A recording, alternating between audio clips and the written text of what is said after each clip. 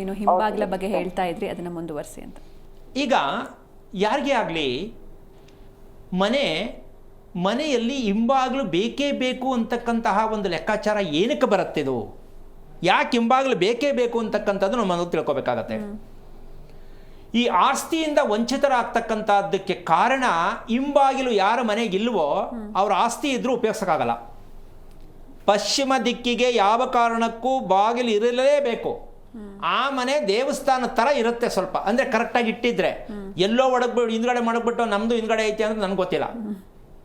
ನಮಗೆ ಕಣ್ಣು ಎರಡು ಕಣ್ಣು ಹೇಗೆ ಕೊಟ್ಟಿದ್ದಾನೋ ಭಗವಂತ, ಅದ್ರ ಮಧ್ಯೆ ಮೂಗು ಹೇಗೆ ಇಟ್ಟಿದ್ದಾನೋ ಸೆಂಟ್ರಿಗೆ, ಹಾಗೆ ಬಾಗಿಲು ಹಿಂಬಾಗಿಲು ಮುಂಬಾಗಿಲು ಇರ್ತಕ್ಕಂತಹ ವಿಚಾರವನ್ನು ಹಿಂದೆ ಏನಾಗಿತ್ತು ಅಂತ ಯೋಚನೆ ಮಾಡೋದು ಹಿಂಬಾಗಿಲು ರಿಪೇರಿ ಮಾಡುತ್ತೆ, ನೆಮ್ಮದಿ ಕೊಡುತ್ತೆ. ಹಿಂಬಾಗಿಲು ಯೋಚನೆ ಮಾಡಬೇಡ, ನಿನಗೇನು ಆಗಲ್ಲ, ಒಳ್ಳೇದಾಗತ್ತೆ. ಹಿಂಬಾಗಿಲು ತಂಪಾದ ವಾತಾವರಣ ಕೊಡುತ್ತೆ ಚಂದ್ರನ ಮುಖೇನ.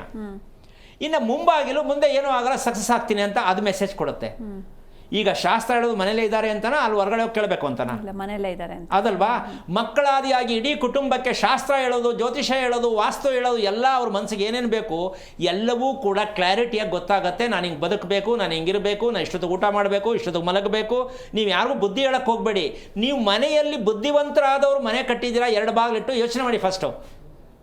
ಎಷ್ಟೇ ಬಿಲ್ಡಿಂಗ್ ಇರಲಿ, ಅದು ಅಪಾರ್ಟ್ಮೆಂಟಲ್ಲಿ ನಾನೇನು ಹೇಳೋಕ್ಕಾಗಲ್ಲ, ಅದ್ರ ವಿಷಯ ಬೇರೆ.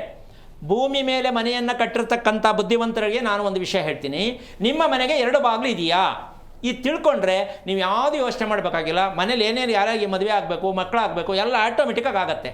ಆದರೆ ಇದು ಏನಿಷ್ಟು ಮೆಸೇಜ್ ಇರೋದಕ್ಕೆ ಏನು ಕಾರಣ, ಏನು ತಪ್ಪಾಗ್ತಾ ಇದೆ, ಏನಕ್ಕೆ ಹಿಂಬಾಗಿಲು ಬೇಕೇ ಬೇಕು ಅನ್ನೋದಾದರೆ, ಪ್ರತಿ ಮನೆಯಲ್ಲಿ ಮೊದಲು ಸಮಸ್ಯೆ ಬರೋದು ಹೆಂಗಸರಿಗೆ ಅನಾರೋಗ್ಯ ಹೆಂಗಸರಿಗೆ ಫಸ್ಟ್ ಬರೋದು.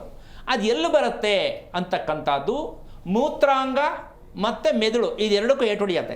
ಯಾರ ಮನೆಯಲ್ಲಿ ಪಶ್ಚಿಮ ದ್ವಾರ ಇಲ್ಲವೋ ಆ ಮನೆಯ ಹೆಂಗಸರಿಗೆ ಯಾವ ಕಾರಣಕ್ಕೂ ಮೆಡಿಕಲ್ ಅಂತಕ್ಕಂಥ ವಿಚಾರ ಸದಾ ಮನೆಯಲ್ಲೇ ಇರಬೇಕು. ಇದನ್ನು ರಿಪೇರಿ ಆಗಲ್ಲ. ಈಗ ಆ ರೀತಿಯಾಗಿ ಹೇಳಕ್ಕಾಗದೇ ಇರುವಂತಹ ಒಂದು ಭಯ ಉಂಟುವಂತಹ ಕಾಯಿಲೆ ಅಂತ ಅವ್ರ ಮನಸ್ಸಿಗೆ ಬಂತು ಅಂತ ಇಟ್ಕೊಳ್ಳೋಣ, ಹೇಳೋಕ್ಕಾಗಲ್ಲ, ತುಂಬ ಕಷ್ಟ ಆಗುತ್ತೆ ಹೇಳೋಕ್ಕೆ. ಸೊ ಅದಕ್ಕೆ ಔಷಧಿ ಕೂಡ ಇಲ್ಲ. ಈ ಥರ ಹೆಂಗಸರಿದ್ದಾಗ ದಾಂಪತ್ಯದಲ್ಲಿ ಎಷ್ಟು ಸಮಸ್ಯೆಗಳು ಉದ್ಭವ ಆಗುತ್ತೆ, ಕುಟುಂಬ ಏನಾಗುತ್ತೆ ಅಂತ ಸ್ವಲ್ಪ ಯೋಚನೆ ಮಾಡ್ಬೋದು, ಮಾರ್ಮಿಕವಾಗಿ ಯೋಚನೆ ಮಾಡ್ಕೊಳ್ಳಿ. ಅದು ಎಷ್ಟು ತೊಂದರೆ ಕೊಡುತ್ತೆ ಹೆಂಗಸರಿಗೆ ಅಂತ. ಹೆಂಗಸರು ನೆಮ್ಮದಿಯಾಗಿಲ್ಲ ಅಂದರೆ ಗಂಡಸರು ನೆಮ್ಮದಿಯಾಗಿರಲ್ಲ. ಎಷ್ಟು ಕಡೆ ಕರ್ಕೊಂಡೋಗಿ ಮೆಡಿಸಿನ್ ಕೊಡಿಸೋರು ನೀನು ಯಾಕೆ ಸರಿ ಹೋಗ್ತಾ ಇಲ್ಲ ಅಂತಾರೆ. ಬಟ್ ಅವ್ರಿಗಿರೋ ಪರಿಸ್ಥಿತಿನ ಗಂಡ ಹತ್ರನೂ ಹೇಳ್ಕೊಳಕ್ಕಾಗಲ್ಲ. ಹೇಳೋರು ಹೇಳ್ತಾರೆ, ಬಿಟ್ಟು ಮುಚ್ಚಿಡ್ತಾರೆ. ಆದರೆ ಇಷ್ಟು ನಿಖರವಾಗಿ ನೇರವಾಗಿ ಏನಕ್ಕೆ ಕೇಳ್ತೀನಿ ಅಂದರೆ, ಮರ್ಮಾಂಗದಲ್ಲಿ ನಡೀತಕ್ಕಂತಹ ಕೆಲವೊಂದು ಯೋಚನೆ ಮಾಡಿ ಹೇಳೋಕ್ಕಾಗದೇ ಇರುವಂಥ ಸಮಸ್ಯೆಗಳು ಯಾರ ಮನೆಯಲ್ಲಿ ಪಶ್ಚಿಮ ದ್ವಾರ ಇಲ್ವೋ ಆ ಮನೆಯಲ್ಲಿ ಮದುವೆ ಆಗಲಿ ಮಕ್ಕಳಾಗಿರಲಿ, ಈ ರೋಗ ಮೆದುಳಿಗೆ ಸಂಬಂಧಪಟ್ಟಂಥ ಹಿಂಸೆ ಪಡ್ತಕ್ಕಂಥದ್ದು ಈ ಜಾಗಗಳಲ್ಲಿ ತುಂಬ ತೊಂದರೆ ಕೊಡ್ತಕ್ಕಂಥ ವಿಚಾರ ಇರುತ್ತೆ. ಇದನ್ನು ಮೆಡಿಷನಿಂದ ಸರಿ ಮಾಡೋಕ್ಕಾಗಲ್ಲ, ಎಚ್ಚರ ತಗೊಳ್ಳಿ. ಎರಡನೇ ವಿಷಯಕ್ಕೆ ಬಂದು, ಸೂರ್ಯನಲ್ಲಿ ಇರ್ತಕ್ಕಂತಹ ಬೆಳಕನ್ನು ನಮಗೆ ಬಳಸ್ಕೊಳ್ಳೋಕೆ ಬಂದಿಲ್ಲಮ್ಮ. ಸೂರ್ಯನ ಬೆಳಕನ್ನು ನಮ್ಮ ವಾಸದ ಮನೆಗೆ ಬಳಸುವ ಪದ್ಧತಿ ನಮಗೆ ಗೊತ್ತಾಗಿಲ್ಲ.